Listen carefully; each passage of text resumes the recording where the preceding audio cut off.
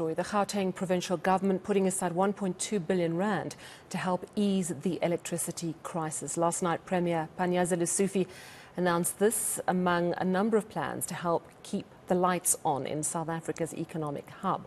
And then, of course, tomorrow afternoon, the finance minister due to give more details on incentives for rooftop solar and Eskoms debt. Let's discuss all of this now with energy analyst Ruse Moleshe. Thank you so much for your patience. We seem to have sorted out the problem.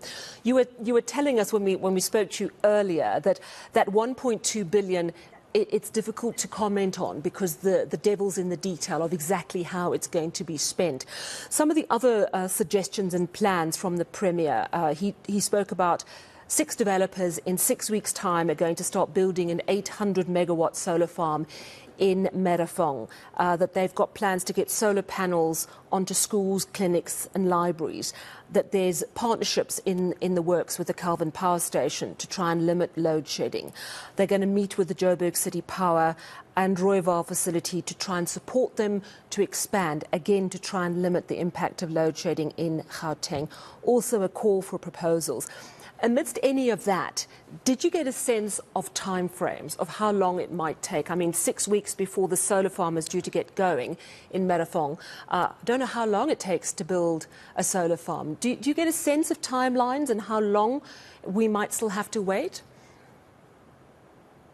So it depends on where the project is in terms of the stages. Because you develop a project, the EIAs, are they in place for the construction to start? Is it having access to the grid?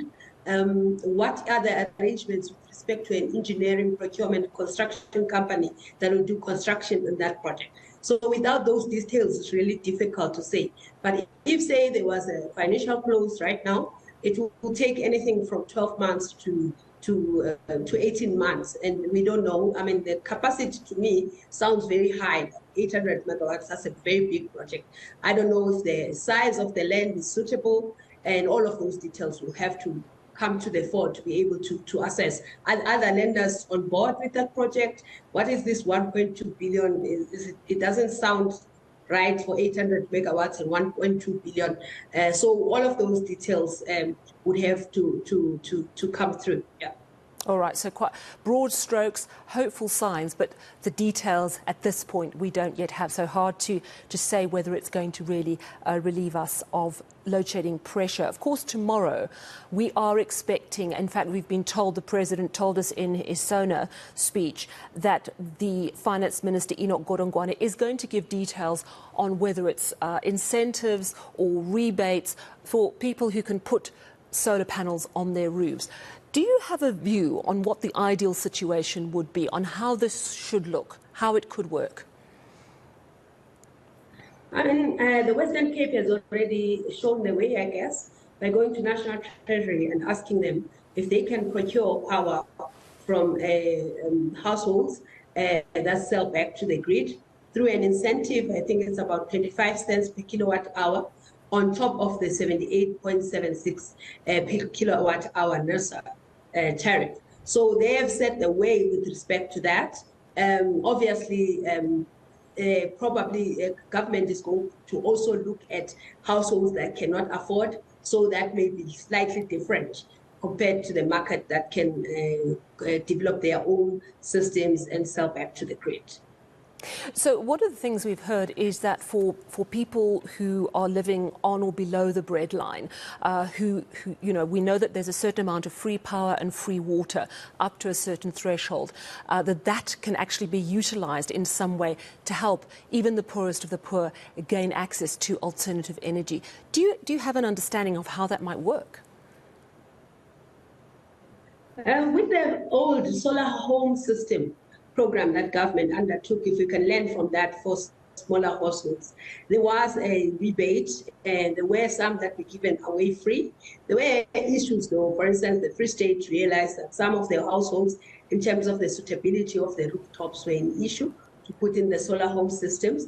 But it could be something like that, where they highly subsidize the households that are called indigent to be able to put in their solar PV system. Overall, though, those are small little contributions in the total bigger scheme of things. In terms of load shedding, we still need a decent capacity to be able to address the issues that we have. Last week I spoke to Head of Infrastructure and Investment in the Presidency, Dr. Jose Ensora Makgopa, and he told me that when it comes to solar, at the moment, because there's such a huge demand, I think he said only 18% of demand is being met. He said this could be used as an opportunity, that we could really see a ramping up of this industry in South Africa. Do you share his optimism? Solar, we import it outside of South Africa. So logistically, we can import up to a certain level without facing issues. So without the local capacity, yes, you could ramp up, but probably not as quickly as you would want. So there are limitations with respect to that solution as well. And let's talk about Eskom's debt, because that's going to be a key part of what Enoch Godongwana talks about tomorrow. There's already an indication that they're going to take on, the government will take on 2/3 of that debt. So that's around 300 billion rand. Because we all know that Eskom, if it fails to provide power, then our economy will tank. So this is crucial. Could you explain to us why it's important that the Treasury does this, why that debt goes onto government books as opposed to Eskom's books? Does it mean that Eskom will be able to buy more diesel? What material impact could it have? Sally, we as South Africa are heavily dependent on Eskom. As you correctly pointed out, about 90% of our power comes from Eskom. So we face one single risk if things don't go well, and that is Eskom. So obviously it would make sense for government to try and bail out the utility in terms of reducing their debt so that you can free up the balance sheet to be able to sort out the issues that Eskom faces related to financial issues, technical issues. All of them at the end of the day are linked to financial concerns. I would hope that at some point we get to a point where the program that we are talking about, which is about maintenance, does yield some results, though we know it can't be overnight, so that we are not so dependent on the buying of diesel, which is a huge expense to the fiscus, and it doesn't really address any problems except to help us mitigate load shedding. So in the long run, I hope that we have a better strategy to be able to say, how do we address the issues that we have? We have new capacity coming in that helps us to have headroom to be able to sort out these issues that we have. All right, thank you so much for chatting to us this evening. That, of course, is energy analyst Ruse Moleshe there.